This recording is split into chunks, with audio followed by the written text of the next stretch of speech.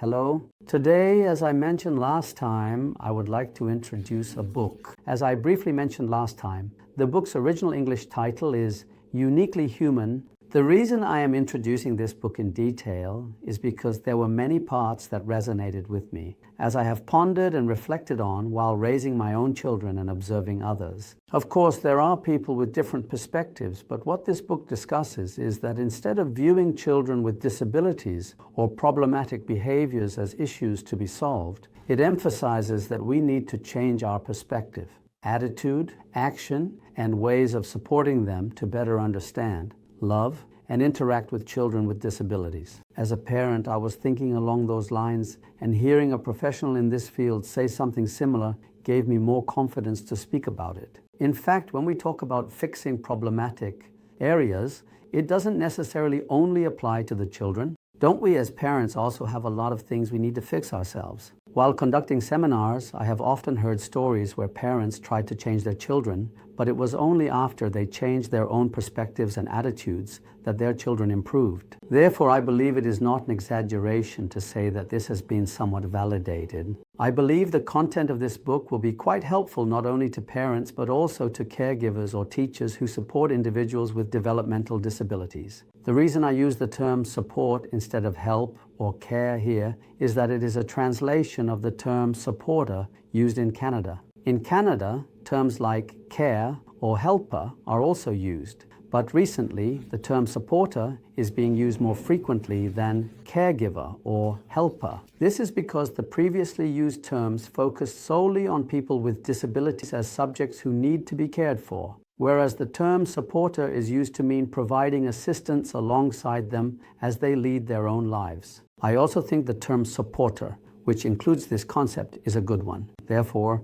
here we also use the terms supporter or assistant. Now let's proceed with the book introduction.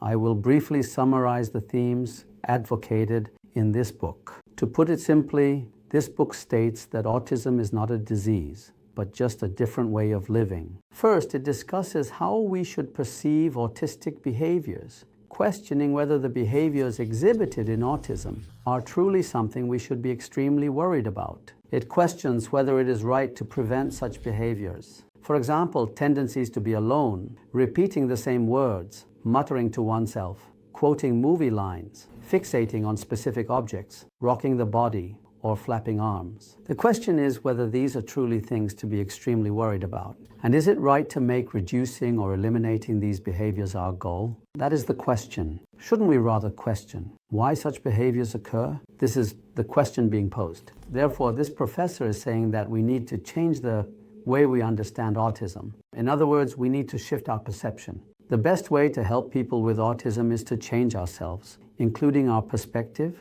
attitude, and behavior towards them. In other words, we need to listen and ask why, and we need to answer that question. Additionally, we should approach it from the perspective that there is always a reason for their behavior. We should view their justified actions, which have reasons, not as pathological symptoms, but as part of their strategies to cope, adapt, and communicate in their own way. No matter how difficult the situation, if our attitude and thoughts about people with autism and their behavior change, it can transform not only their lives, but also our own. In other words, we need to eliminate fear and fill that space with love and respect. This book is divided into two main parts. One is understanding autism, and the second part is living with autism. Today I will explain the first part, understanding autism. The first question we ask is, why this person, is what we should first consider. This chapter discusses what parents, teachers, and support staff need to know first in order to understand a child's behavior.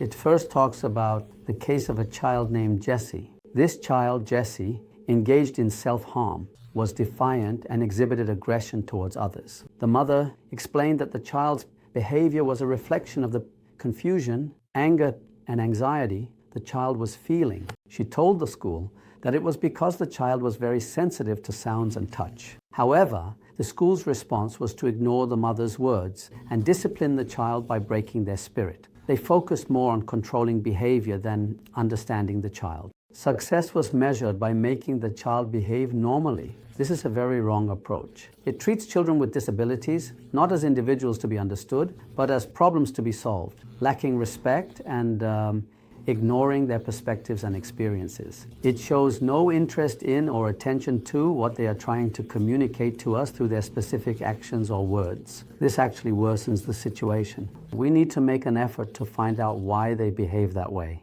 The reason children experience dysregulation is that autism involves issues with the nervous system, preventing them from maintaining an emotionally and physiologically stable state. They are particularly sensitive to light, sound, and touch. In many cases, the problem is focusing only on the behaviors that result, rather than the underlying causes. Since children cannot explain the reasons for their behavior, we need to pay attention and find those clues. Everyone has their own way of regulating themselves. Among autistic behaviors, there are actually not many that are truly problematic. For example, covering their ears, waving their hands, mumbling, avoiding eye contact, or spinning around are such behaviors. Of course, there are behaviors that are problematic. Aggression towards others, running into dangerous places, forcing others, hitting oneself, breaking objects. These are obviously problematic behaviors. Whether or not there is a problem, the reason for such behaviors is to indicate that there is something troubling them and that they have found a way to defend themselves from it. Repeating the same words, moving the body in a specific way, obsessing over favorite objects, arranging things in a particular manner, sticking close to a specific person, watching the same program repeatedly, and eating the same food. These are such methods. This is a way to alleviate one's anxiety by controlling and making the space they belong to predictable and achieving visual balance. Elements that provide stability are meant to be around the child. A particularly common misconception we have is that people with autism do not want to form relationships with others and prefer to be alone. This is not always the case. In fact, there are many children who find stability when a specific person is around. In some cases, this can become a problem if it is too extreme. There are also cases where they like too many people. This can be beneficial, but it can also become a problem. Repeating the same words or questions is also a way to regulate their state and increase predictability. However, the key is that since our children cannot explain the reasons themselves, those around them need to listen carefully and pay attention to find those clues. There is a reason behind every action our children take. In other words, there is no problematic behavior without a reason. A friend named Lucy acted aggressively towards her teacher and therapist, but it was later discovered that the reason was because her schedule was changed without any warning. In other words, her routine was changed. Children with autism are very sensitive to routines, and as mentioned here, they become confused and anxious when something they are used to suddenly changes. In such cases, they often lose their ability to regulate themselves and may reach a state of panic. Adults often contribute to these regulation issues by behaving inappropriately. Especially due to parents or professionals, children may experience regulation disorders. And even very trivial words can cause our children to fall into a state of panic among the children. We support there are a few who are like that. So we create a list of words that can trigger them and educate and caution against using such words as much as possible. There are various ways to help a child overcome difficult situations. For example, if a child is sensitive to noise, you can buy them noise-canceling headphones to wear. Or for a child who repeats the same question, you can write down the answer so they don't forget it. In other words, it's about understanding how the child feels when they can't control themselves and acknowledging the validity of those feelings. My child once got hurt, and although it wasn't a serious injury, the worry was so intense that we went to our family doctor and asked for a document stating that there was no problem. So we put it on the refrigerator and used it to help our child find reassurance whenever they felt anxious. In other words, to first think about why, it's important to approach by listening, asking, and observing. Continuing with the example of Jessie mentioned earlier, at the previous school, they prioritized rule compliance and approached it by having our child follow the school's plan. However, after transferring, the current school improved their relationship with our child in the following way. First and foremost, they determined that it was important to establish a trustworthy relationship between the child and the teachers. So they prioritized relationship building above all else. Meanwhile, they taught communication skills by using schedules or by presenting options through pictures, photos, or cards for Jessie to choose from. Here, allowing the children to make choices themselves is a very important method for boosting their self-esteem. Additionally, to address sensory issues, when they arrive at school in the morning, they first go into a quiet room, sit in a rocking chair, and an occupational therapist applies lotion to massage their hands and forehead. Also, it involves allowing the child to express what they want to do or desire by drawing pictures and pointing to them. As alternative choices, they can choose to play in the gym, cover their head with both hands, receive a massage, or listen to music. I would like to add a comment here that since our children can struggle with too many options, it is better to limit the choices to 2 or 3 when presenting them.